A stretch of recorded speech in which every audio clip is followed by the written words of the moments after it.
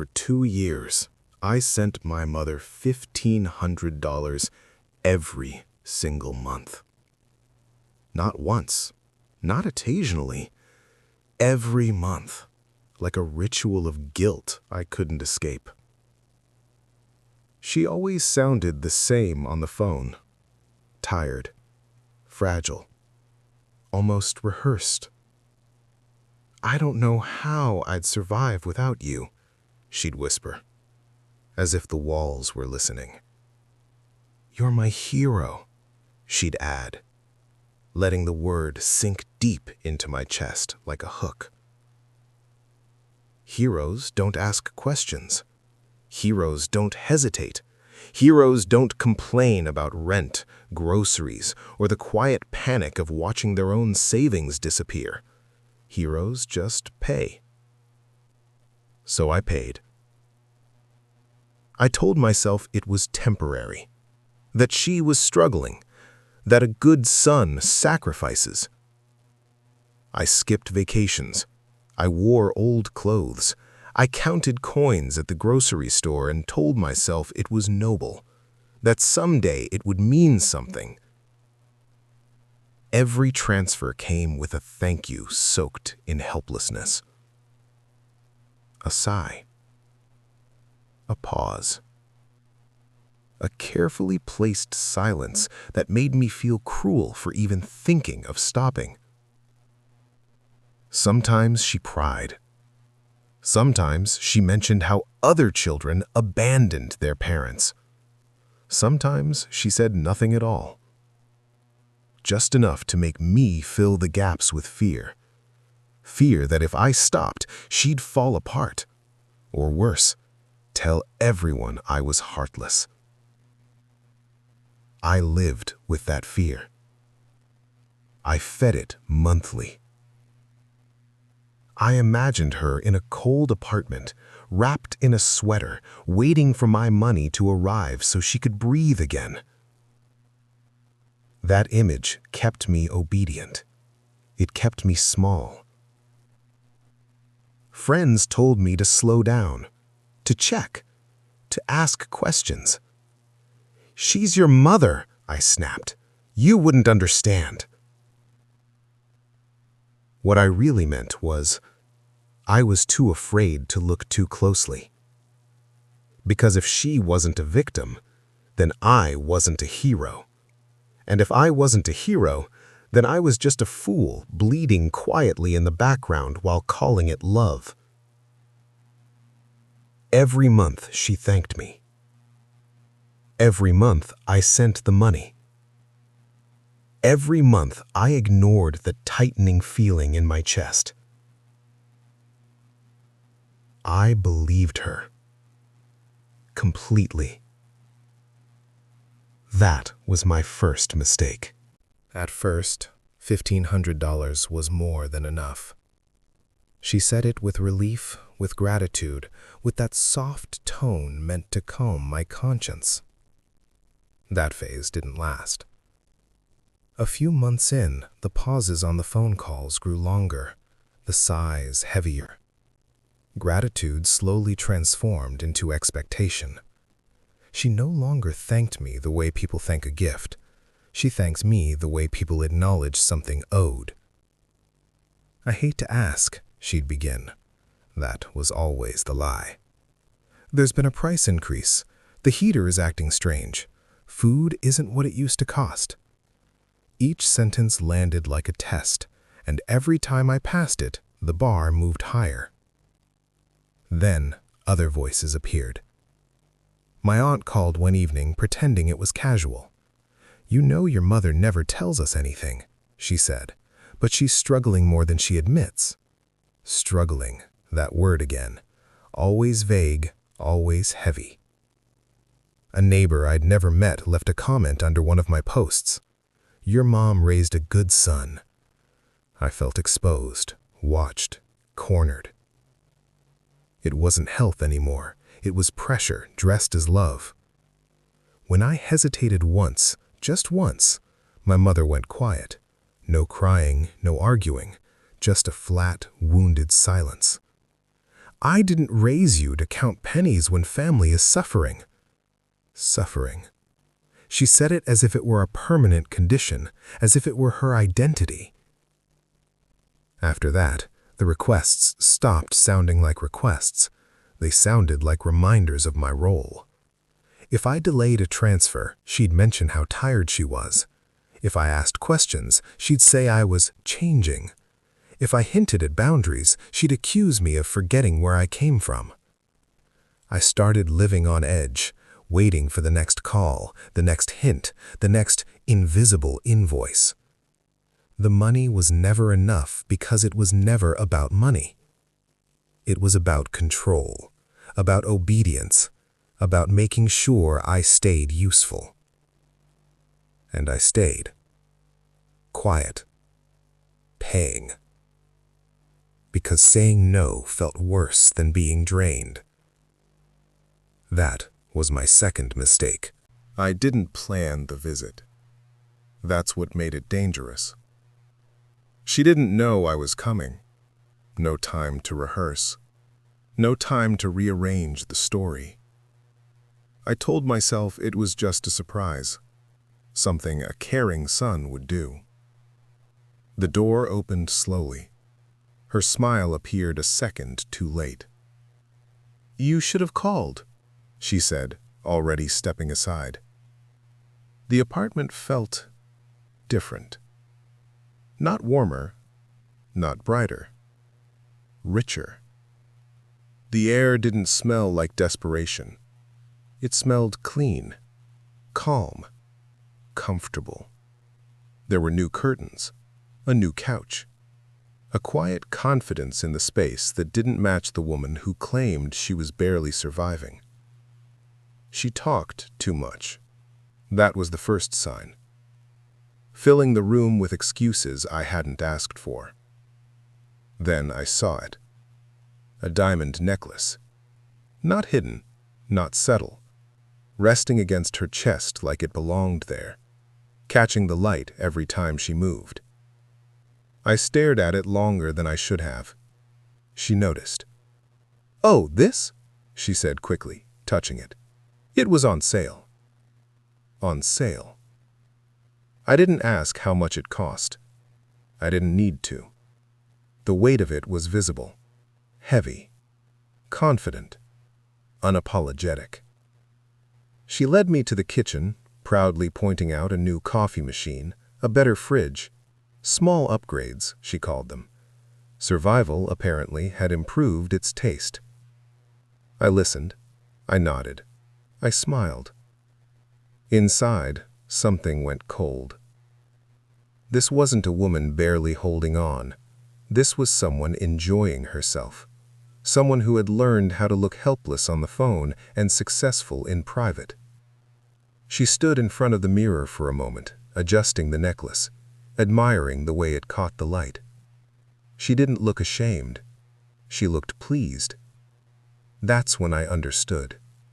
She wasn't lying to survive.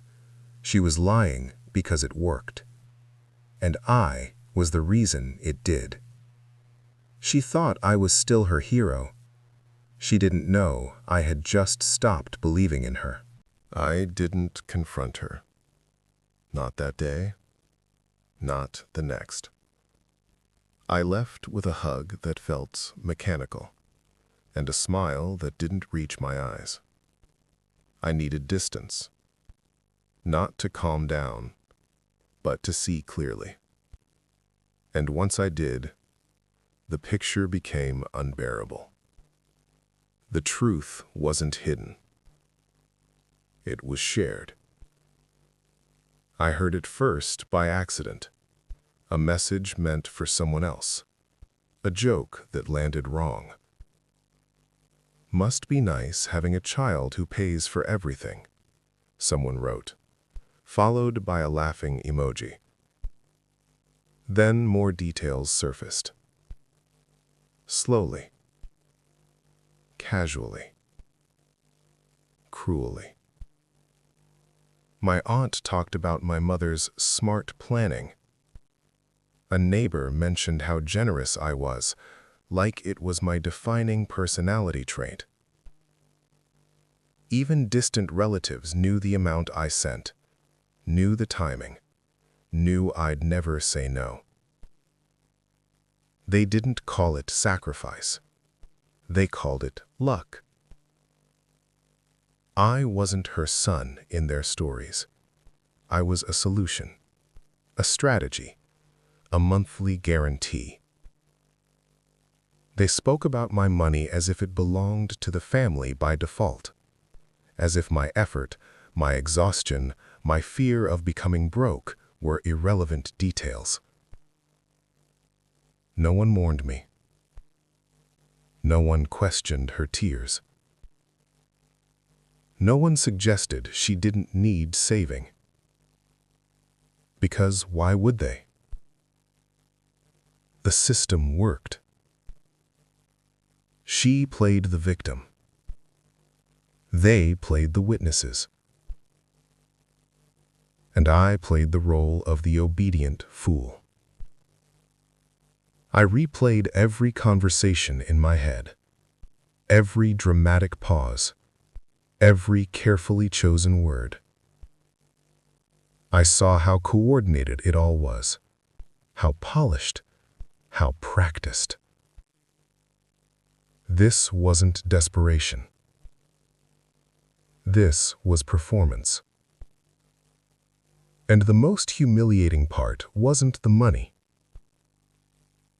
It was knowing they laughed about it when I wasn't there. I wasn't helping my family. I was financing their comfort.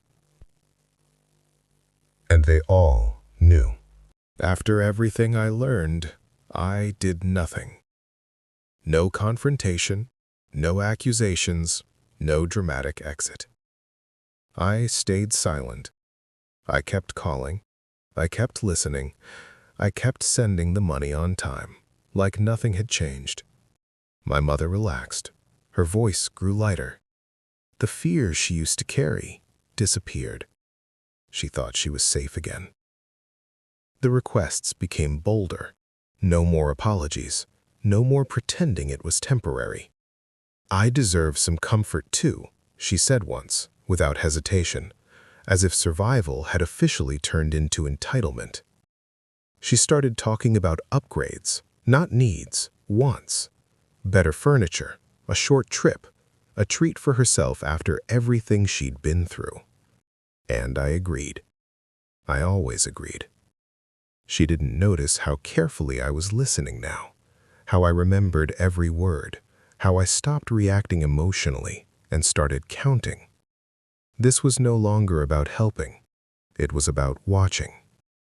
Watching how easily she spent what I earned, watching how natural it felt to her to take, watching how quickly love turned into expectation. Sometimes she laughed on the phone, really laughed. That laugh never existed when she needed money, only when she felt secure. She mentioned people I didn't know, dinners I wasn't invited to, conversations that didn't include me, except as a source.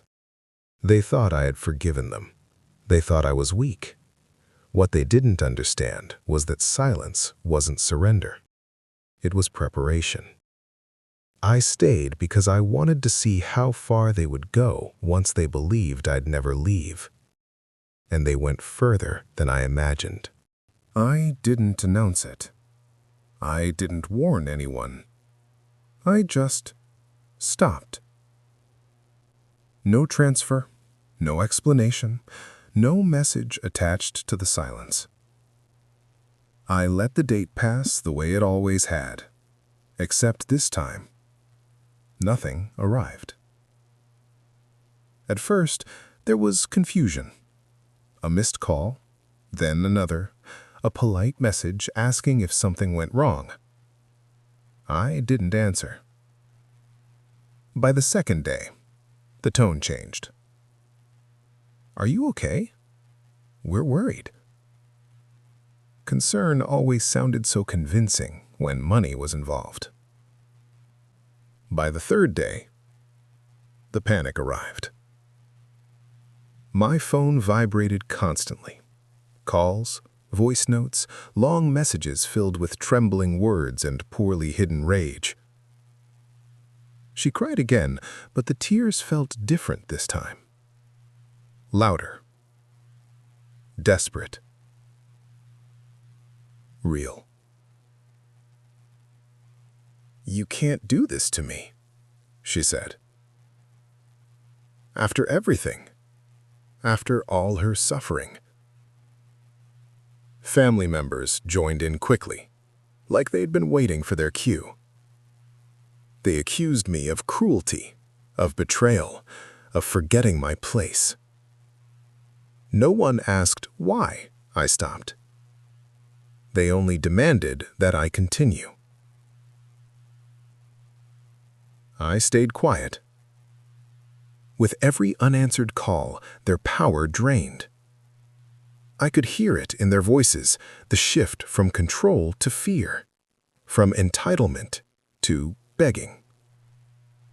They needed me more than I ever needed them. And for the first time, they knew it. The hero was gone. The wallet was closed. It didn't take long for the collapse to begin. The calls slowed, then returned sharper. Not emotional anymore. Practical. Urgent. Desperate. They spoke about bills now, about deadlines, about consequences. My mother stopped crying. She started negotiating. "I just need some time," she said, as if I were the one in control of her life, as if she hadn't spent years reminding me I owed her everything. Relatives who once lectured me about family suddenly spoke with caution. Their voices softened. Respect crept in where entitlement used to live. They were learning something new. I was no longer useful. I answered, once, just once. Not to explain, only to listen. She talked quickly, afraid I'd hang up. She blamed circumstances, the economy, other people, never herself. When she asked if I could help just a little, I repeated her own words back to her. "I can't right now. Times are hard." There was silence on the line, a long one. She had used those phrases on me so many times I'd memorized the tone. Hearing them reflected back felt like watching someone recognize their own face in a mirror and hate it. After that, the messages changed again. Less anger, more humility. Apologies that arrived too late to feel sincere. Promises of change without any proof behind them. Power had shifted. Not loudly, not dramatically, quietly, permanently. They taught me how to be heartless. I just learned the lesson well. After the money stopped, so did the love. Not immediately. At first, they pretended nothing had changed. Casual messages, forced warmth, awkward kindness that felt borrowed. But without the transfers, the effort faded quickly. Days passed, then weeks. No one asked how I was. No one wondered if I was struggling too. The silence said everything the money once hid. When my mother finally spoke again, her voice was distant, careful, as if I were a stranger who had disappointed her rather than a son who had carried her. "You've changed," she said. She was right. I had stopped confusing obligation with love. I had stopped buying approval. I had stopped bleeding quietly and calling it family. Looking back, I realized something uncomfortable, but honest. I was never their son. I was their solution. As long as I paid, I mattered. When I didn't, I became disposable. That truth hurt, but it also freed me. I built a life that didn't depend on their approval, a life without guilt-driven payments and rehearsed gratitude. A life where silence no longer felt like punishment. They still tell people their version of the story, about the ungrateful child, about betrayal, about how they were abandoned.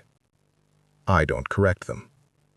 Heroes are only loved while they're useful. And I'm done being useful. I walked away without looking back. For the first time, I wasn't saving anyone. I was saving myself.